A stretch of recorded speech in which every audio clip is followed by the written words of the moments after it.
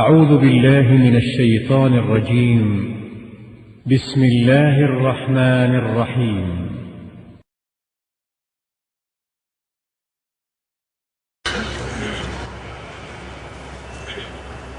إن الحمد لله نحمده ونستعينه ونستغفره ونعوذ بالله من شرور أنفسنا ومن سيئات أعمالنا من يهده الله فلا مضل له ومن يضلل فلا هادي له أشهد أن لا إله إلا الله وحده لا شريك له وأشهد أن محمدًا عبده ورسوله أما بعد فإن خير الحديث كتاب الله وخير الهدي هدي محمد صلى الله عليه وسلم وشر الأمور محدثاتها وكل محدثة بدعة وكل بدعة ضلالة وكل ضلالة في النار. اللهم صل على محمد وعلى آل محمد كما صليت على إبراهيم وعلى آل إبراهيم إنك حميد مجيد.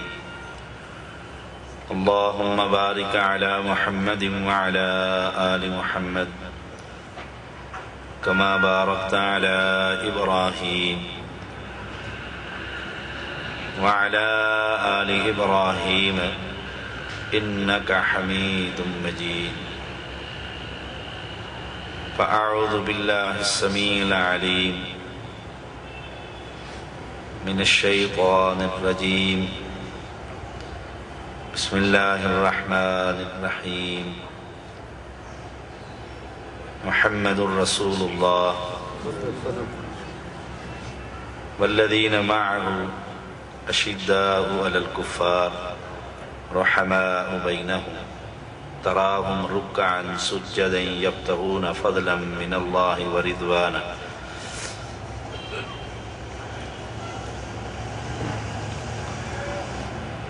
محرم الحرام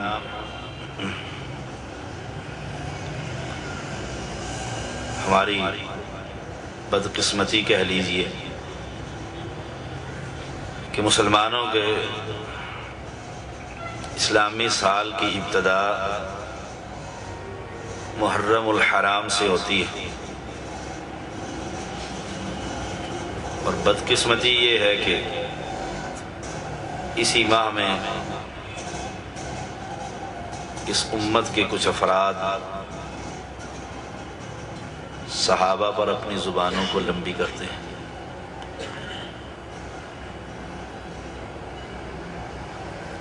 صحابی جس نے رسول اللہ صلی اللہ علیہ وسلم کو دیکھا،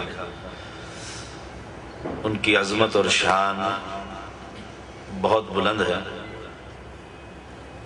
قرآن مجید اس کی گواہی دیتا ہے. کفار کے مقابلے میں وہ بڑے سخت، آپ اس میں بڑے رحم دل. ان کے پیشانیوں پر سجدے کے نشانات، ہر وقت اللہ کے سامنے جھکنے والے. تو ان صحابہ میں سے گنتی کے 3 صحابہ کو مسلمان کہنا اور باقیوں کو مسلمان نہ سمجھنا، اور اس ماہ میں پیغمبر علیہ الصلوۃ والسلام کے شاگردوں پر طعن کرنا، یہ بہت بڑا گناہ ہے. رسول اللہ صلی اللہ علیہ وسلم کا فرمان ہے، ابو سعید خدری رضی اللہ تعالیٰ عنہ بیان کرتے ہیں کہ میرے صحابہ کو برا بھلا نہ کہو. وہ ابو بکر سے لے کر، کیونکہ صحابہ میں سب سے بڑی عظمت کے مالک ابو بکر صدیق رضی اللہ تعالیٰ عنہ، اور آخری صحابی تک کسی صحابی کو گالی مت دو. کسی پر تان نہ کرو، آپس میں ان کی کسی بات پر ناراضگی کی وجہ سے جو کچھ ہوا، قرآن کہتا ہے رضی اللہ عنہم ورضوا عنہ، اللہ ان سے راضی ہے اور وہ اپنے رب سے راضی ہے۔ اولئک حزب اللہ، یہ اللہ تعالی کی جماعت، یہ اللہ کی پارٹی ہے۔ ان اللہ اشتری من المؤمنین انفسهم واموالهم بان لهم الجنہ، قرآن مجید میں بڑے دلائل کہ یہ اول مہاجر اور یہ انصار، اللہ کے ہاں ان کا بڑا مقام ہے۔ ابو سعید خدری کہتے ہیں رضی اللہ تعالی عنہ کہ رسول اللہ صلی اللہ علیہ وسلم نے فرمایا میرے صحابہ کو گالیاں نہ دو، برا بھلا نہ کہو، ان کا اللہ کے ہاں اتنا مقام ہے، اتنا مقام ہے، اگر تم میں سے کوئی شخص احد کے پہاڑ کے برابر سونا خرچ کرے اور اس کے مقابلے میں کوئی صحابی ایک مٹھی بھر یا آدھی مٹھی جو اللہ کے راستے میں خرچ کر دے، آپ دیکھیں کہ ایک طرف سونے کا پہاڑ اور دوسری طرف چند جو ہیں، چند کھجوریں ہیں، مٹھی بھر سامان ہے، رسول اللہ صلی اللہ علیہ وسلم نے فرمایا جو ثواب اللہ تعالی میرے صحابی کو دے گا اس مٹھی بھر یا آدھی مٹھی کے برابر، وہ ثواب سونے کا پہاڑ خرچ کرنے والا شخص ہے اسے وہ ثواب نہ مل سکے۔ جیسے کہ حدیث میں آتا ہے، میں پچھلے دنوں پڑھ رہا تھا، رسول اللہ صلی اللہ علیہ وسلم نے جنگ تبوک کے موقع پر اعلان کیا، تو ایک صحابی نے 4 کلو کھجوریں جمع کی اور 2 کلو کھجوریں رسول اللہ صلی اللہ علیہ وسلم کے اعلان پر آپ کو دے دی۔ رسول اللہ صلی اللہ علیہ وسلم نے وہ کھجوریں لے کر جتنا مال جمع ہوا تھا اس سب کے اوپر بکھیر دی۔ اس صحابی کی کھجوریں بڑی تھوڑی تھی، اس کے مقابلے میں دوسرے صحابہ کا مال بہت زیادہ تھا۔ اس نے بتلایا اللہ کے پیغمبر میں ساری رات کھجوریں جمع کرتا رہا، ایک باغ میں پانی لگایا، اس کے بدلے میں یہ مزدوری ملی، اللہ کے ہاں اس مال کی تعداد نہیں دیکھی گئی بلکہ اس کی ساری رات کی محنت دیکھی گئی۔ صحابی کا بڑا مقام ہے۔ ابو ہریرہ رضی اللہ تعالی بیان کرتے ہیں کہ رسول اللہ صلی اللہ علیہ وسلم نے اپنا سر مبارک آسمان کی طرف بلند کیا، اور آپ اکثر کیا کرتے تھے، جیسے قرآن مجید میں ہے قد نرى تقلب وجهك في السماء، کہ جب آپ کی چاہت تھی کہ قبلہ میرا تبدیل ہو جائے تو آسمان کی طرف آپ دیکھا کرتے تھے۔ اس سے بہت سارے مسائل نکلتے ہیں۔ آپ نے فرمایا ستارے آسمان کے لیے امن کا ذریعہ ہے،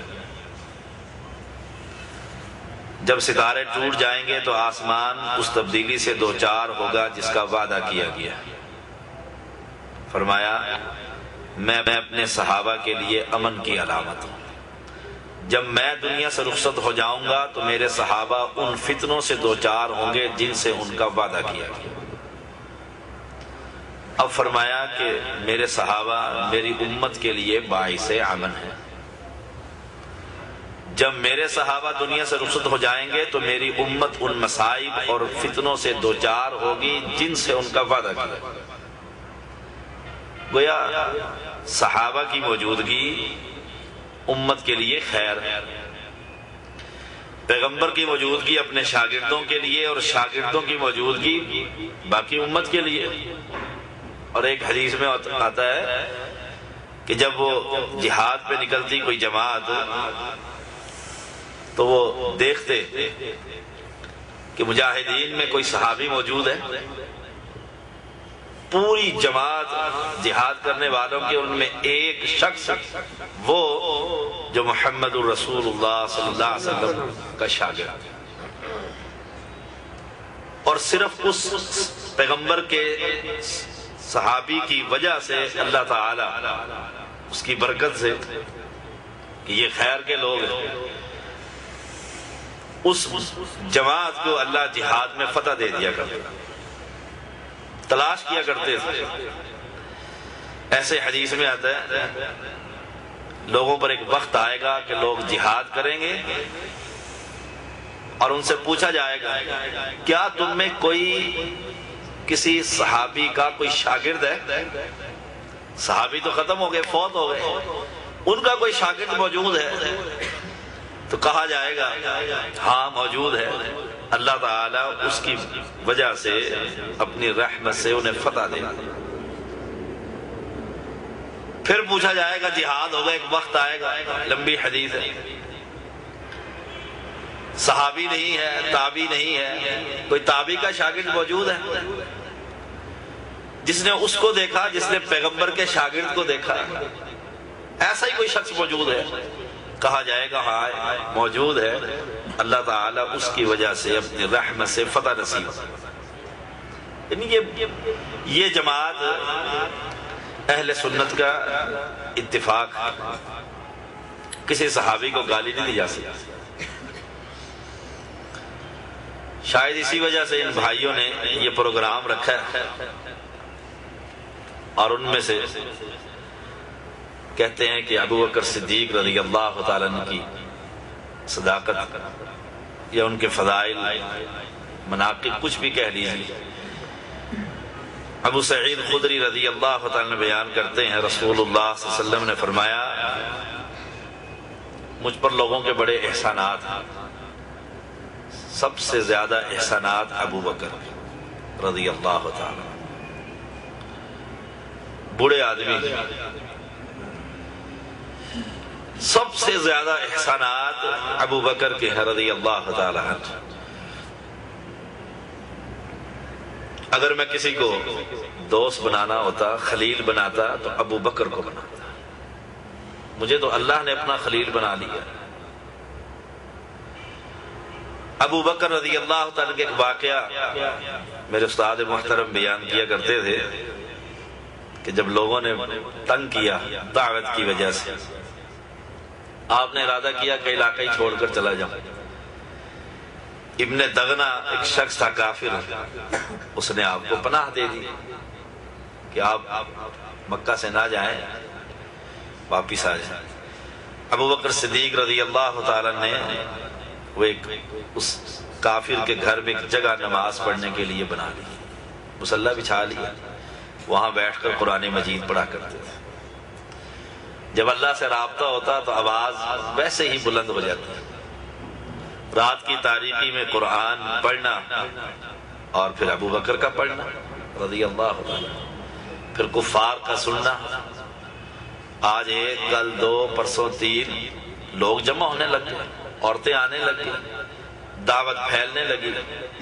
لوگ جمع ہو کر ابن دغنا کے پاس آئے، کہا کہ تو مسلمان ہو گیا؟ کہا نہیں، میں مسلمان تو میں تو نہیں ہوں۔ کہا اسے منع کر، ہمارے تو گھروں میں فساد پڑتا ہے کہ یہ قرآن نہ پڑھے۔ اب وہ سردار آدمی تھا، اس نے پناہ دی ہوئی تھی، اس نے آ کر ابو بکر کو کہا رضی اللہ تعالیٰ عنہ کہ قرآن پڑھو، میں نے پناہ دے رکھی ہے لیکن آہستہ پڑھو، اپنے حد تک دعوت کو۔ ابو بکر کہتے ہیں ابن دغنا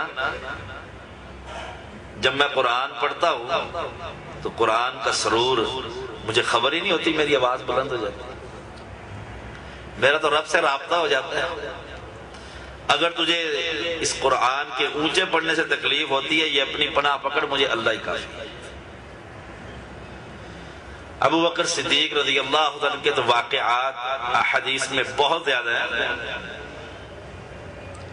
عائشہ صدیقہ رضی اللہ تعالی بیان کرتی ہیں رسول اللہ صلی اللہ علیہ وسلم نے جس بیماری میں آپ فوت ہوئے اس میں کہا کہ ابو بکر اور عبد الرحمن کو بلا لاؤ۔ بلایا گیا اور کہا کہ میں تحریر لکھ دیتا ہوں کہ کسی کے دل میں کوئی کہ پیغمبر فوت ہوں گے تو شاید میرا نمبر لگ جائے گا۔ ابو بکر صدیق رضی اللہ تعالی عنہ آئے اور اللہ کے پیغمبر نے کیا فرمایا کہ اللہ مسلمان بلایا گیا اور کہا کہ میں تحریر لکھ دیتا ہوں کہ کسی کے دل میں کوئی کہ پیغمبر فوت ہوں گے تو شاید میرا نمبر لگ جائے گا۔ ابو بکر صدیق رضی اللہ تعالی عنہ آئے اور اللہ کے پیغمبر نے کیا فرمایا کہ اللہ مسلمان اور اس کا رسول ابو بکر کے علاوہ کسی اور کو قبول ہی نہیں کر سکتے، کسی بات پر تیار ہی نہیں ہوں گے کہ ابو بکر کے علاوہ کوئی اور مصلی پر۔ صحیح بخاری میں فجر پر درس دیتا ہوں، اس میں ایک حدیث تھی کہ رسول اللہ صلی اللہ علیہ وسلم نے آئے اور ان سے پہلے ابو بکر صدیق رضی اللہ تعالی عنہ نماز پڑھا رہے تھے۔ بلال نے کہہ دیا، رسول اللہ صلی اللہ علیہ وسلم نہیں پہنچ پائے نماز پڑھانے، آپ نے نماز شروع کر دی۔ ابو بکر صدیق رضی اللہ تعالی نماز میں اتنے مشغول ہوتے انہیں کوئی پرواہ نہ ہوتی۔ جب اللہ کے پیغمبر آئے نماز کھڑی تھی، امام ابو بکر، لوگوں نے اس وقت تک مسئلہ یہ معلوم نہیں تھا کہ پیچھے سے سبحان اللہ کہنا چاہیے، ہاتھ پر ہاتھ مارا کہ ابو بکر کو خبر ہو۔ ابو بکر کا تو پتہ ہی کوئی نہیں رضی اللہ تعالی، وہ تو اپنے قرآن پڑھنے میں مصروف ہے، خبر تو ہمیں ہوتی ہے کہ کتنی دکانوں کا حساب ہو گیا، سائٹ پر کون آ رہا ہے، کون جا رہا ہے، جوتی کس کی اٹھائی جا رہی ہے، ہمیں خبر ہوتی ہے، اپنی جوتی کی ہم خود پہرا دے رہے ہوتے ہیں۔ جب بہت شور ہوا تو ابو بکر متوجہ ہو، اتنا نماز میں مشغول۔ رسول اللہ صلی اللہ علیہ وسلم نے ہاتھ سے اشارہ کیا، ابو بکر پڑھا نماز۔ اللہ کیا عظمت ہے، کہا نماز پڑھاؤ۔ آپ نے اسی وقت نماز میں ہاتھ اٹھا کر الحمدللہ اللہ کا شکر ادا کیا، پیچھے ہٹائے، رسول اللہ صلی اللہ علیہ وسلم امام بن گئے، سلام پھر گیا، نماز ختم ہو گئی۔ آپ نے پوچھا ابو بکر میں نے جو کہا تھا نماز پڑھا؟ کہا اللہ کے پیغمبر ابو قحافہ کے بیٹے کی یہ جرأت نہیں کہ نبی کے سامنے کھڑا ہو کر نبی کے امام بن۔ آج مسلمانوں کی بڑی جرأت ہے، نبی کی حدیث پر جو چاہے کرتے ہیں، پیغمبر کہہ رہے ہیں کھڑا رہو۔ اسی مرض الموت میں ایک اور حدیث آتی ہے، رسول اللہ صلی اللہ علیہ وسلم نے کہا، عائشہ صدیقہ بار بار کہتی ہیں اللہ کے پیغمبر ابو بکر بڑے نرم دل ہے میرا باپ، اور دل میں یہ خیال تھا عائشہ کے کہ لوگ کہیں گے انتظار میں تھے کہ نبی فوت اور مصلی پر قبضہ، دل میں یہ عائشہ صدیقہ رضی اللہ تعالی۔ عمر کو کہو کہ نماز پڑھائے، عمر کو کہو نماز پڑھائے، آپ بار بار کہتے نہیں ابو بکر کو کہو۔ پھر آپ نے فرمایا تم یوسف والیاں ہو، اللہ اور اس کا رسول اور مومن ابو بکر کے علاوہ کسی کو برداشت نہیں کہ نمبر یہ ابو بکر کا صدیق رضی اللہ تعالی عنہ۔ یہی ذکر اس حدیث میں بھی آتا ہے۔ جبیر بن مطعم یا جبیر بن مطعم بیان کرتے ہیں، ایک عورت آ کر رسول اللہ صلی اللہ علیہ وسلم سے بات پوچھتی ہے، مسئلہ پوچھتی ہے۔ آپ نے فرمایا دوبارہ آ جانا، دوبارہ چکر لگا لیں۔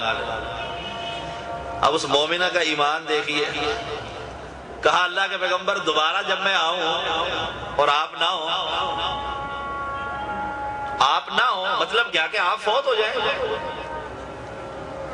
اس عورت کا ایمان تھا کہ نبی نے فوت ہونا ہے. آج کلمہ پڑھنے والے کہتے ہیں نبی وہاں بھی زندہ ہے، نبی یہاں بھی زندہ ہے، وہاں بھی موجود ہے، یہاں بھی موجود ہے. اللہ کے پیغمبر اگر آپ نہ ہو تو پھر کیا کروں گی؟ آپ کو نہ پاؤں گا، مراد کیا کہ آپ فوت ہو جائیں. فرمایا اگر مجھے نہ پائے تو ابو بکر کے پاس آ جانا، ابو بکر کے پاس آ جانا بس. کہ میرے بعد اگر کسی کی عظمت اللہ کے ہاں تو وہ باقیوں کی بھی ہے، لیکن سب سے ٹاپ پر درجات ابو بکر صدیق رضی اللہ عنہ. اس سے یہ بات بھی نکلتی ہے کہ خلیفہ اول میرے بعد کون ہوگا؟ ابو بکر. ورنہ کہہ دیتے میرے علی کے پاس آ جانا، میرا بھائی ہے، خلافت کا حقدار ہے، یا عمر کے پاس آ جانا، یا عثمان ہے، داماد ہیں پیغمبر علیہ الصلوۃ والسلام کے. فرمایا اگر مجھے نہ پائے تو ابو بکر سے آ کر ملاقات کرنا، جو تیرا مسئلہ ہوگا وہ حل ہو جائے گا. الفاظ یہی ہے کہ میں نہ ہوں، مجھے نہ پائے تو پھر ابو بکر کے پاس اس سے آ کر ملاقات کرنا. عمرو بن عاص رضی اللہ تعالیٰ بیان کرتے ہیں رسول اللہ صلی اللہ علیہ وسلم نے لشکر کا امیر بنا کر بھیجا. میں نے پوچھا اللہ کے پیغمبر آپ کو سب سے زیادہ محبوب کون ہے؟ کہا عائشہ صدیقہ رضی اللہ تعالیٰ. کہنے لگے مردوں میں؟ کہا عائشہ کا والد. اگر عورتوں کا سوال ذہن میں آیا تو عائشہ صدیقہ رضی اللہ تعالیٰ عنہ. اور ایک سوال باقاعدہ کر دیا گیا کہ مردوں میں کون محبوب ہے؟ کہا پھر عائشہ کا والد ابو بکر صدیق رضی اللہ تعالیٰ. پھر پوچھا پھر کون؟ کہا عمر. دل میں یہ تھا کہ شاید میرے بارے میں بھی کچھ کہہ دے. کہنے لگے میں خاموش ہو گیا ڈر سے کہ میرا نمبر ہی سب سے آخر میں نہ آ جائے. عورتوں میں محبوب ہے تو ابو بکر کی بیٹی، مردوں میں محبوب ہے تو اپنی بیوی عائشہ کا والد ابو بکر صدیق رضی اللہ تعالی. ایک اور واقعہ حدیث میں آتا ہے صحیح بخاری میں، محمد بن حنفیہ بیان کرتے ہیں اپنے والد سے. والد کون ہے؟ علی رضی اللہ تعالی. یہ علی رضی اللہ تعالی کے بیٹے ہیں.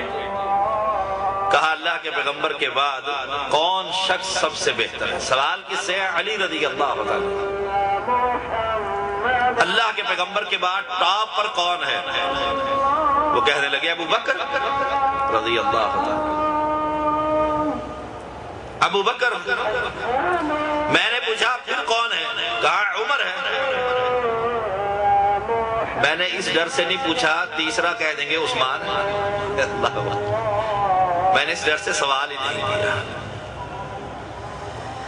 گویا علی رضی اللہ تعالی عنہ، عمر، عثمان، یہ سب کا عقیدہ اور ایمان تھا کہ سب سے افضل، جیسے حدیث میں آتا بڑے واقعات ہیں.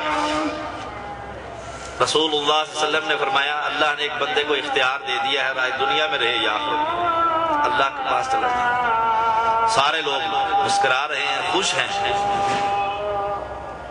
اور ابو بکر بیٹھے رو رہے ہیں. ایک شخص کہتا ہے اس بوڑھے کو دیکھو یہ رو رہا ہے، اس میں رونے والی کون سی بات؟ وہ اسی وقت سمجھ گئے کہ اب محمد نے دنیا میں نہیں رہنا صلی اللہ علیہ وسلم. اس وقت سمجھ گئے. اور وہ صحابی کہتا ہے کہ جب اللہ کے پیغمبر فوت ہوئے تو ہمیں اس وقت خبر ہوئی کہ یہ کتنا فقیہ ہے ابو بکر. اسے تو جب ہی خبر ہو گئی جب پیغمبر نے کہا تھا کہ ایک شخص کو اللہ نے اختیار دے دیا ہے. وہ شخص کون تھا؟ محمد صلی اللہ علیہ وسلم.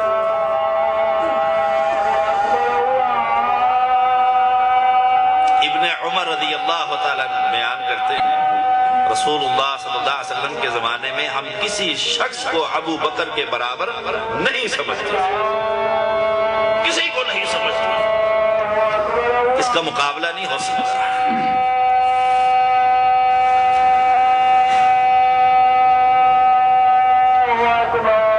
عمر رضی اللہ تعالیٰ نے بیان کرتے ہیں رسول اللہ صلی اللہ علیہ وسلم نے حکم دیا ہم صدقہ کریں. اس دوران میرے پاس کچھ مال آ گیا. میں نے دل میں خیال کیا کہ آج اگر ابو بکر سے نمبر لگا لوں مال دینے میں تو شاید سبقت لے جاؤں گا سارا ہی. اور یہ ہے بھی جنگ تبوک کا واقعہ تفصیل کے ساتھ. آئے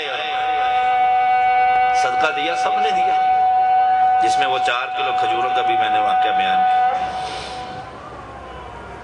ابو بکر سے پوچھا رسول اللہ صلی اللہ علیہ وسلم نے کیا لے کر آئے؟ کہا اللہ کے پیغمبر جھاڑو ہی دے کے گھر کا صفایا ہی کر کے سب کچھ لا کر دے. عمر سے پوچھا کیا لے کر آئے؟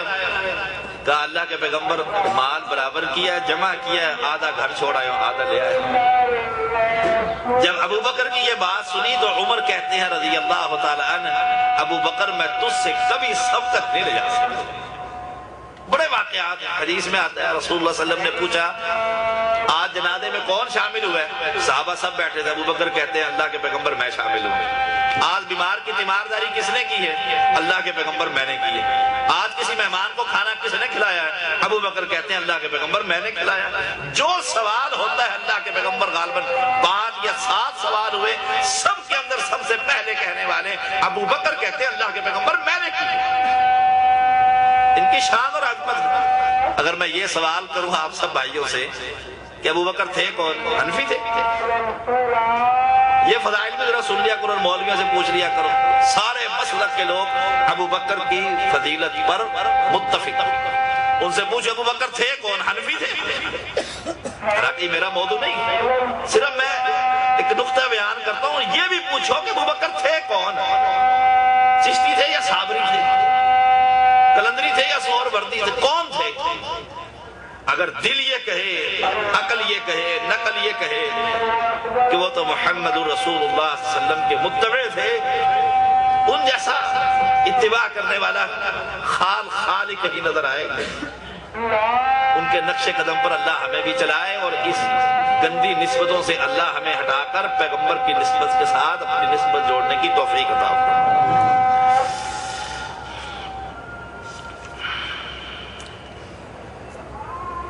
عائشہ صدیقہ رضی اللہ تعالی بیان کرتی ہے ابو بکر رسول اللہ صلی اللہ علیہ وسلم کی خدمت میں حاضر ہوئے. آپ نے انہیں مخاطب کرتے ہوئے فرمایا آپ اللہ کی جانب سے دوزخ سے آزاد ہی کر دی اللہ تعالی. ایک اور حدیث آتی ہے بہت پیاری. رسول اللہ صلی اللہ علیہ وسلم نے فرمایا جنت کے دروازے ہیں 8. جنت کے دروازوں کی خواہش ہوگی. سندن مجھے نہیں خبر یہ کیسی ہے, حافظ ندیم صاحب یہاں پر موجود ہیں, ان سے آپ سند پوچھ سکتے ہیں. ہم نے پڑھی تھی کسی وقت میں, آج یاد آئی ہے. کہتے ہیں کہ جنت کی خواہش ہوگی ان دروازوں کی کہ یہ بندہ میرے ذریعے سے جنت میں داخل. سارے دروازوں کی. ابو بکر رضی اللہ عنہ غالباً سوال کرتے ہیں اللہ کے پیغمبر ایسے بھی انسان ہوں گے؟ اسی مفہوم کے الفاظ. آپ نے فرمایا ابو بکر مجھے اللہ سے امید ہے تو بھی انہی میں سے, تو بھی انہی میں سے. ابو ہریرہ رضی اللہ تعالی بیان کرتے ہیں ایک دفعہ کا ذکر, ایک شخص ایک بیل کو چلا رہا تھا, کھیتی باڑی کر رہا تھا یوں کہہ لیجیے. آخر تھک گیا, وہ بیل کے اوپر ہی سوار ہو, اس کے اوپر چڑھ بیٹھ. وہ بیل نے اس کی زبان میں کہا کہ ہم سواری کے لیے نہیں, ہم تو کھیتی باڑی کے لیے. اس نے کہا تعجب ہے کہ بیل بھی کلام کرتا ہے. اب پیغمبر فرما رہے ہیں, بخاری اور مسلم کی حدیث, تعجب ہے کہ بیل بھی کلام کرتا ہے. ساتھ پیغمبر کہتے ہیں ابو بکر وہاں پر نہیں, اور اس پر کہ بیل کلام کرتا ہے ابو بکر کا بھی ایمان ہے, عمر کا بھی ایمان. ابو بکر موجود نہیں. اور یہ تو کتنے ہی واقعات ہیں کہ رسول اللہ صلی اللہ علیہ وسلم جا رہے ہیں, دائیں طرف ابو بکر ہے, بائیں طرف عمر ہے. پہاڑ کو کہتے ہیں ٹھہر جا, تیرے اوپر ایک صدیق ہے, ایک شہید ہے, اور بہت سی احادیث. ایک بھیڑیے نے ایک بکری پر حملہ کیا, وہ چرواہے نے وہ بکری چھڑوا لی. وہ بھیڑیا اس کی زبان میں کہتا ہے کہ اس دن جب میں ہی ان کا چرواہا ہوں گا تو کون چھڑوائے گا؟ وہ تعجب کرتا ہے کہ بھیڑیا کلام کرتا ہے۔ پیغمبر نے یہ بات سنا کر کہا اس پر میرا بھی ایمان، ابو بکر کا بھی۔ حالانکہ ابو بکر موجود نہیں رضی اللہ تعالی۔ اور ایک اور اسی سے متعلق ایک حدیث ہے کہ بھیڑیے نے وہ بکری قابو کر لی، چرواہے نے چھڑوا لی، وہ سامنے جا کر بیٹھ گئے، اور غالباً صحیح مسلم میں آتی ہے۔ اس نے کہا کہ اللہ نے مجھے رزق دیا تھا، اے چرواہے تو نے مجھ سے رزق چھین لیا۔ گویا بھیڑیا مشرک نہیں تھا کہ کہتا تھا خواجہ نہ دے گا تو کون دے گا، مواحد تھا۔ اس نے کہا اللہ نے رزق دیا تھا۔ آج تو ہر پاگل رزاق بنا پھرتا ہے ان لوگوں کو۔ اس نے کہا تعجب ہے، بھیڑیا کلام کرتا ہے، باتیں کرتا ہے۔ اس نے کہا تعجب تو اس پر ہے کہ دو پہاڑیوں کی وادی میں ایک شخص، اس کا نام محمد ہے، اس نے نبوت کا اعلان کر دیا۔ وہ یہودی وہاں سے چلا، محمد صلی اللہ علیہ وسلم کے پاس پہنچا، واقعہ سنایا اور کلمہ پڑھ کر مسلمان ہوا۔ وہ کون تھا؟ محمدی تھا، جیسے آج ہم محمدی۔ اسی دعوت کو قبول کیجئے، اسی دعوت پر لبیک کہیے۔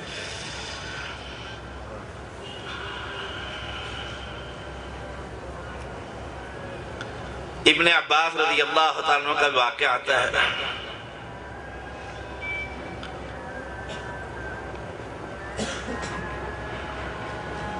ایک حدیث ہے اور صحیح ہے، اور میں آخری بات کرتا ہوں، اس کے بعد بہت ساری حدیثیں، کیونکہ ایک شیخ ہمارے استاد وقاص بھائی کے موجود ہیں، وہ ان کا درس کروا لیتے ہیں۔ مجھے تو انہوں نے ابھی تھوڑی دیر پہلے فون کیا تھا کہ شاہ صاحب آج درس پہ آنا، اصل میں بڑے بھائی جان نے آنا تھا، وہ بیمار ہو گئے، دعا کیجیے اللہ ان کو صحت کامل عاجل عطا فرمائے۔ حذیفہ رضی اللہ تعالی بیان کرتے ہیں رسول اللہ صلی اللہ علیہ وسلم نے فرمایا میں نہیں جانتا میں کتنا عرصہ زندہ رہوں، نہیں خبر کب فوت ہو جاؤں گا، میرے بعد دو آدمیوں کے پیچھے چل پڑنا، ایک ابو بکر اور ایک عمر۔ نہ ابو بکر حنفی تھا نہ عمر حنفی تھا، نہ وہ سورورتی تھے نہ وہ چشتی تھے۔ ابو بکر کون تھے؟ ادھر اللہ کے پیغمبر کی حدیث سنتے تھے، ادھر گردن جھکا دیتے تھے۔ عمر کون تھے؟